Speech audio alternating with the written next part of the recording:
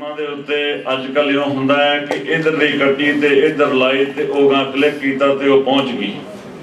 ये हुंदे ने कट एंड पेस्ट ज्ञानी। मकसद केवल एक हुंदा है कि शंका जिन्ना वधाया जा सके उन्ना थोड़ा, इनू वध तो वध वधाओ। सो फेसबुक ते जो मेरे वीर इन्हां शंकावादियों का मुकाबला कर रहे हैं, हुंदे दो तीन ही ने। वो लगता ही कि पता नहीं किन्ने क लुके ने पिछे किन्नी क गल आ रही है। ते वो साडे विच भी सतगुरां ने वो जुझारू बख्शे ने।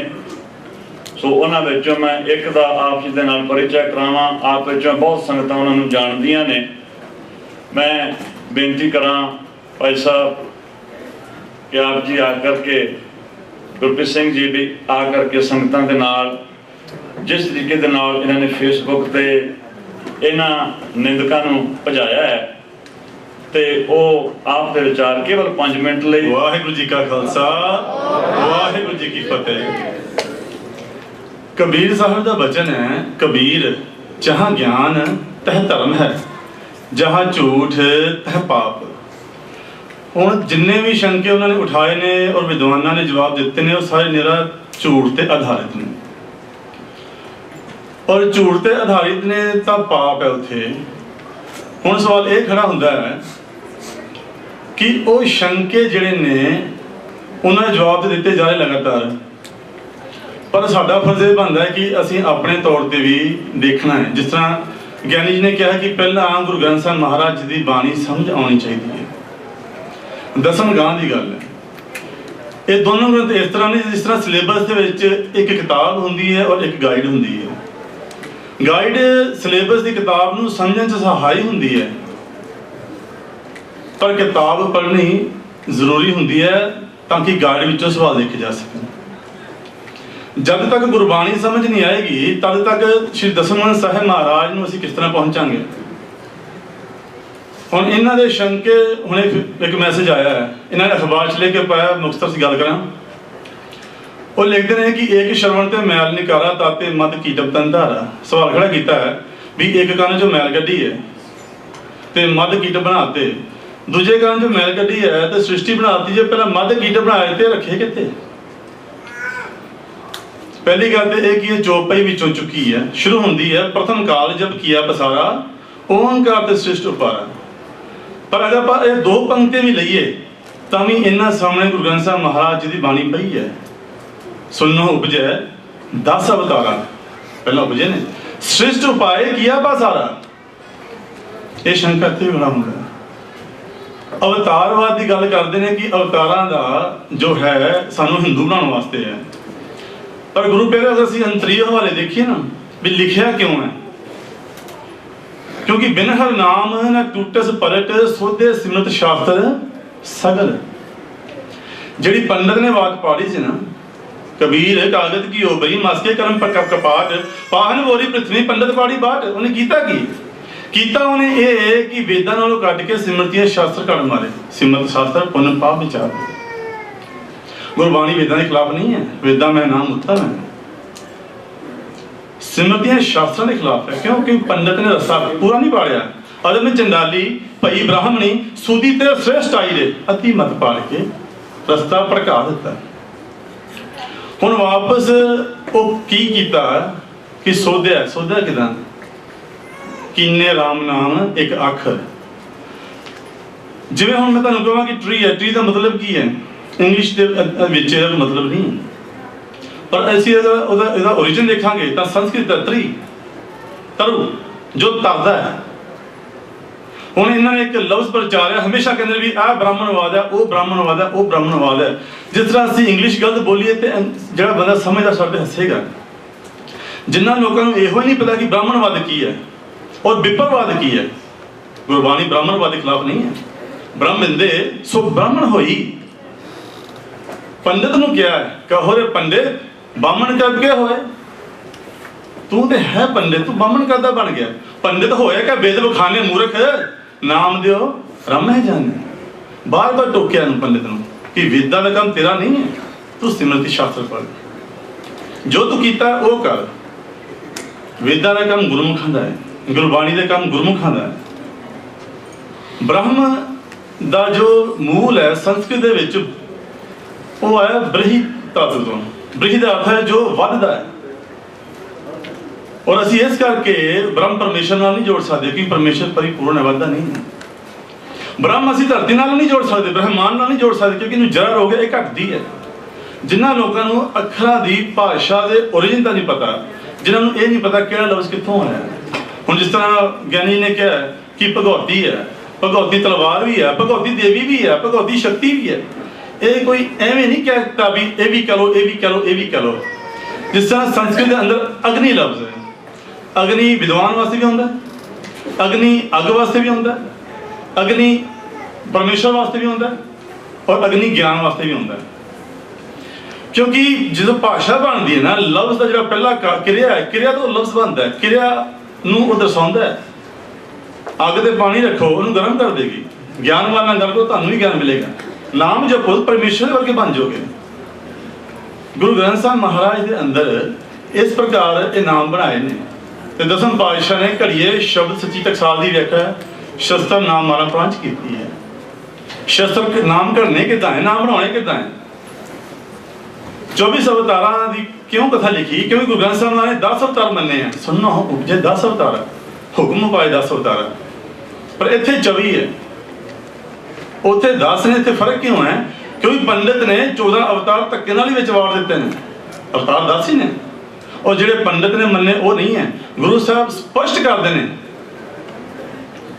ਕਿ ਇਨਮੇ ਸ੍ਰੇਸ਼ਟ ਸੋ 10 ਅਵਤਾਰਾ, 24 ਦੇ ਵਿੱਚੋਂ 10 ਸ੍ਰੇਸ਼ਟ ਨੇ। क्यों? क्योंकि इनमें रमया राम हमारा। पांडे तुम्हारा रामचंद्र सो भी अब देखा था, वो राम नहीं, हमारा रामचंद्र जो सबे कट राम है। हुण अगर इन्हों नाम लें जाए तो बहुत लंबी लिस्ट हो जाएगी, फिर दसना भी पैना क्यों अवतार है, क्यों कौन है और क्यों नहीं है। पर मेन गल यह है कि ना तो राम अवतार है ना कृष्ण अवतार है। दसम महाराज ने कंडम किए, जुग है जुगो के राजे किए, गावे कर अवतारी उधर राजे हुए सी। पंडित ने की किया अवतार वो बना के असली अवतार लुकोते हैं। दसम पातशाह कहते हैं काहू ने राम कहो कृष्ण कहूँ, काहू माने अवतारण मान्यो, फोकट धर्म विस्तार सब करता जी को करता जी जान्यो। ये अवतार नहीं मन्ने कटते ने, जेड़े अवतार असली सी वो लुकोते, एक कथा लंबी चल जाएगी।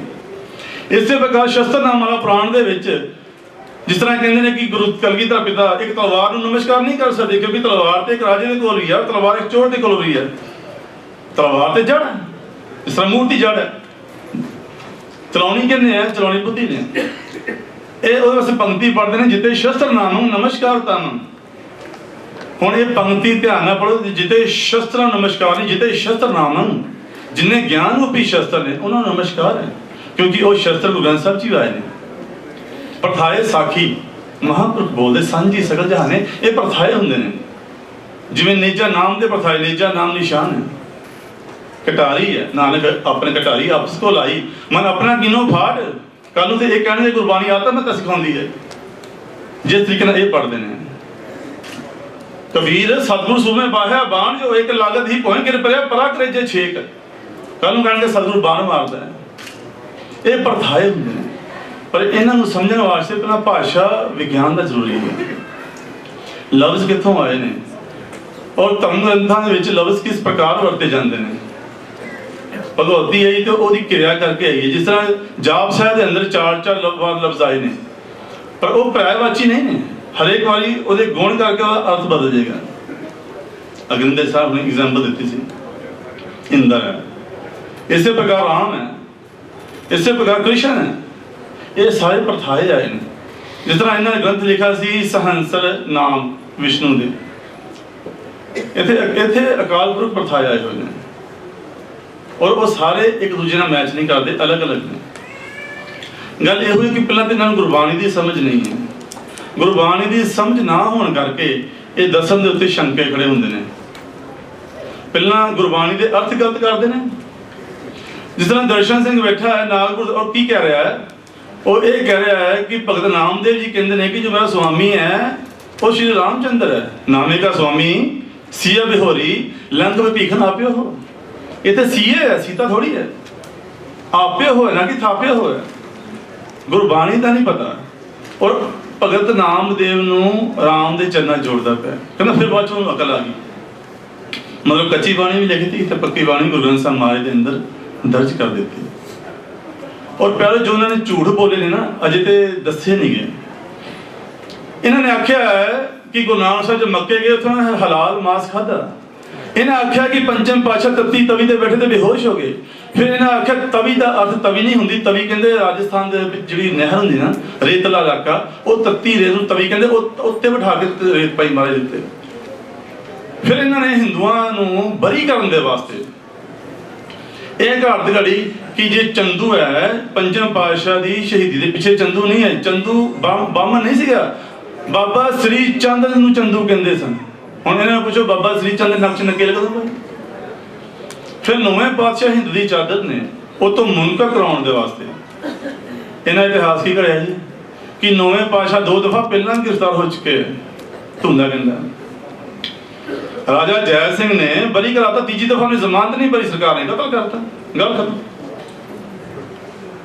ਹੁਣ ਅਸੀਂ ਦੇਖਣਾ ਕਿ ਇਹ ਲੋਕ ਸਿਰਫ ਔਰ ਸਿਰਫ ਗੁਰੂ ਗ੍ਰੰਥ ਸਾਹਿਬ ਮਹਾਰਾਜ ਦੇ ਦਸਮ ਤੇ ਹਮਲਾ ਨਹੀਂ ਕਰ ਰਹੇ। ਇਹਨਾਂ ਦਾ ਮਕਸਦ ਹੋ ਰਿਹਾ। ਅਗਰ ਸਿੱਧੀ ਗੁਰਬਾਣੀ ਤੇ ਇਹ ਲੋਕ ਚਰਚਾ ਕਰਨਗੇ ਤੇ ਅਸੀਂ ਤੇ ਪੰਚੋ ਸ਼ੇਖ ਦਾਂਗੇ ਨੂੰ। ਫਿਰ ਇਹਨੇ ਇੱਕ ਐਸਾ ਤਬਕਾ ਖੜਾ ਕੀਤਾ ਜੋ ਇਹਨਾਂ ਦਾ ਸਾਥ ਦੇ ਸਕੇ। ਜਿਹੜੇ ਲੋਕ ਗੁਰਬਾਣੀ ਤੋਂ ਮੁਨਕਰ ਨੇ, ਜਿਹੜੇ ਲੋਕ ਨਾਸਤਿਕ ਨੇ, ਜਿਹੜੇ ਲੋਕ ਅੱਜ ਈਸਾਈ ਮਤ ਦਾ ਪ੍ਰਚਾਰ ਕਰ ਰਹੇ ਨੇ। ਵਿਆਹ ਕੀਤਾ ਹੈ, ਲਾਵਾਂ ਨਹੀਂ ਕੀਤੀਆਂ, ਹਾਂਜੀ ਮਨਜ਼ੂਰ ਹੈ, ਮਨਜ਼ੂਰ, ਹਾਂ ਤੁਹਾਨੂੰ ਮਨਜ਼ੂਰ ਹੈ, ਮਨਜ਼ੂਰ ਹੈ। ਉਹ ਵਿਆਹ 2 ਮਹੀਨੇ ਨਹੀਂ ਕੱਢਿਆ। ਬੱਚੀ ਦੇ ਸ਼ਸਤਰ ਤੁੜਾਤੇ, ਕੇਸ ਕੀ ਤੁੜਾਤੀ, ਲੜਾਈ ਹੋ ਗਈ, ਤਲਾਕ ਹੋ ਗਿਆ। ਇਸ ਪ੍ਰਕਾਰ ਦੇ ਇਹ ਲੋਕ ਕੰਮ ਕਰਦੇ ਪਏ ਨੇ। ਜਿਸ ਤਰ੍ਹਾਂ ਲਾਂਬਾ ਸਾਹਿਬ ਨੇ ਆਖਿਆ ਕਿ ਇਹਨਾਂ ਦੇ ਨਾਲ ਚਰਚਾ ਹੋ ਹੀ ਨਹੀਂ ਸਕਦੀ ਕਿਉਂਕਿ ਸਿੱਖ ਹੀ ਨਹੀਂ ਨੇ। ਚਰਚਾ ਹਮੇਸ਼ਾ 2 ਬਰਾਬਰ ਦੇ ਵਿਦਵਾਨਾਂ 'ਚ ਹੁੰਦੀ ਹੈ। ਜਿਹੜੀ ਗੁਰੂ ਨਾਨਕ ਸਾਹਿਬ ਦੀ ਚਰਚਾ ਸਿੱਧਾ ਨਾ ਹੋਈ ਹੈ, ਉਹ ਪੜ੍ਹ ਕੇ ਦੇਖੋ ਬਰਾਬਰ ਦੇ ਸਵਾਲ ਜਵਾਬ ਚੱਲਦੇ ਪਏ ਨੇ। ਗੁਰੂ ਸਾਹਿਬ ਸੰਤੁਸ਼ਟ ਕਰ ਰਹੇ। ਉਹ ਸਵਾਲ ਬੜੇ ਪਾਏ ਨੇ। ਅਗਰ ਇਹਨਾਂ ਦੇ ਕੋਲ ਡਾਕਟਰ ਸਾਹਿਬ ਵਰਗਾ, ਹਰਭਜਨ ਸਿੰਘ ਵਰਗਾ ਜਾਂ ਡਾਕਟਰ ਜੋਤ ਸਿੰਘ ਵਰਗਾ ਕੋਈ ਵਿਦਵਾਨ ਹੈ ਜਿਹਨੇ ਆਪਣੀ ਖੋਜ ਕੀਤੀ ਹੈ ਤਾਂ ਲੈ ਆਉਣ, ਚਰਚਾ ਹੋ ਸਕਦੀ ਹੈ। ਇੱਕ ਮਿਹਨਤ ਕਰਕੇ ਖਾਂਦਾ ਔਰ ਇੱਕ ਮੰਗ ਕੇ ਖਾਂਦਾ ਹੈ, ਦੋਨਾਂ 'ਚ ਫਰਕ ਹੈ। ਇਹ ਮੰਗ ਕੇ ਖਾਂਦੇ ਨੇ, ਕੁਛ ਕਿਤੋਂ ਚੱਕਿਆ, ਕੁਛ ਕਿਤੋਂ ਚੱਕਿਆ। ਦੇਖੋ ਕਿਤਾਬਾਂ ਨਹੀਂ ਪੜ੍ਹੀਆਂ, ਗੁਰਬਾਣੀ ਪੜ੍ਹੀ, ਸੱਚ ਕਹਿਣਾ, ਛੋਕ ਕੇ ਕਹਿਣਾ, ਨਹੀਂ ਤਾਂ ਨਹੀਂ ਕਹਿਣਾ। ਇਹ ਮੰਗ ਕੇ ਖਾਂਦੇ ਨੇ, ਕੁਛ ਕਿਤੋਂ ਕੁਛ ਕਿਸੇ। ਸੋ ਇਹਨਾਂ ਦੇ ਵੱਲ ਨਾ ਤੇ ਧਿਆਨ ਦੇਣਾ ਹੈ ਔਰ ਨਾ ਅਸੀਂ ਚਰਚਾ ਕਰਨੀ ਹੈ। ਅਸੀਂ ਬੈਠ ਨਹੀਂ ਸਕਦੇ। ਅਗਰ ਬੈਠਣਾ ਤੇ ਬਰਾਬਰ ਦੇ ਵਿਦਵਾਨ ਲੈ ਕੇ ਆਓ, ਜਿਨ੍ਹਾਂ ਕੁਝ ਲਿਖਿਆ ਹੋਵੇ, ਜਿਨ੍ਹਾਂ ਕੁਝ ਖੋਜਿਆ ਹੋਵੇ, ਜਿਨ੍ਹਾਂ ਦੀ ਪੰਥ ਕੋ ਦੇਣ ਹੋਵੇ। ਹੋਈਆਂ ਭੁੱਲਣ ਦੀ ਖਿਮਾ। ਵਾਹਿਗੁਰੂ ਜੀ ਕਾ ਖਾਲਸਾ।